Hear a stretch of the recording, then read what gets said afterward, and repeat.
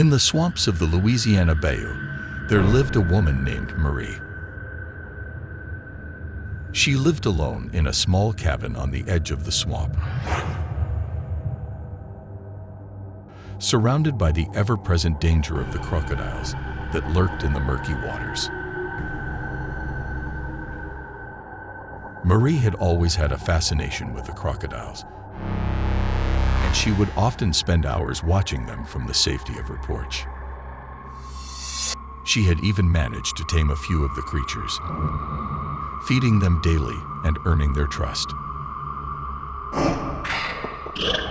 But one day, Marie's fascination turned to obsession.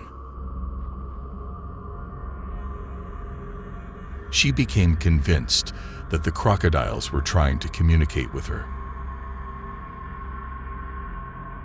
And she began to spend more and more time with them, even going so far as to swim with the creatures in the swamp.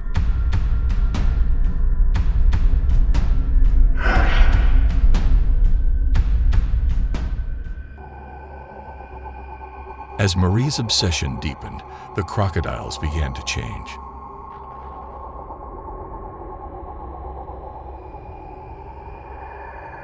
They grew larger, their scales became harder, and their eyes glowed with a terrifying intelligence. They began to follow Marie everywhere she went, and the other residents of the bayou grew afraid. Marie, however, saw the changes in the crocodiles as a sign that she had truly connected with them. She began to spend all of her time in the swamp, living among the crocodiles and communicating with them in ways that no one else could understand. But as the crocodiles grew more aggressive, the other residents of the bayou began to realize that Marie's obsession had gone too far.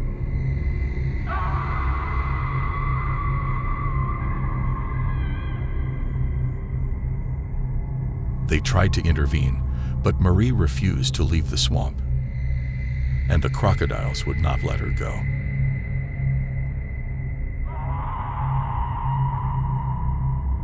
One night, a group of Marie's friends went into the swamp to try and rescue her. But as they approached her cabin, they were ambushed by the crocodiles.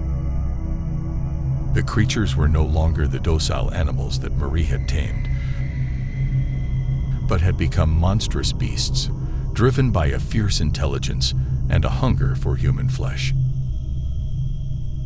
Marie's friends were dragged into the swamp, their screams echoing through the bayou as they were devoured by the crocodiles.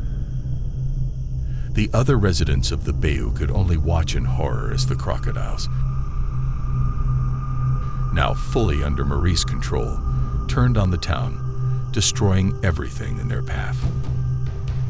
Mary was never seen again, but some say that on dark, stormy nights, you can still hear her voice whispering to the crocodiles, tempting them to return to the town and continue their reign of terror.